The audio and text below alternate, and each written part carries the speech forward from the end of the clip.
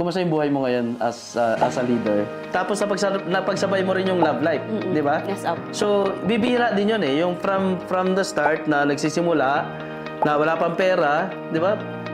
Na-manage mo yung relationship until now. And talagang hanggang ngayon, solid, no? Yes, up. Solid. So, paano mo siya na-manage? Ano, up? Na-inspire kami sa inyo. Yun kasi kami kumikita na eh, di ba? Yes, up. Oh, kami kasi kumikita na. Kumaga parang nasa stage kami na parang Yes, up. kumikita na. Nagsi-6 digits, ako naman, top earner na, di ba? Parang wala lang ano eh, di ba? Pero sa inyo kasi nung nag-start, as in talagang kasabay rin kayo sa boarding house na walang pera eh.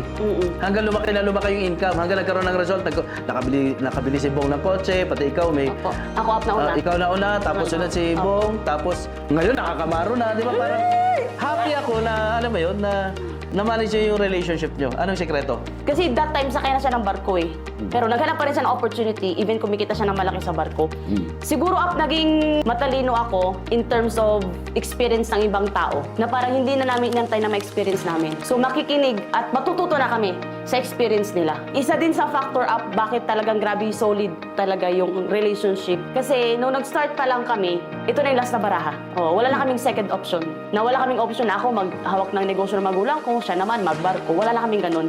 So the moment nung nag-decide kami, sabi namin, ito na talaga magpapayaman sa atin. Walang ibang option.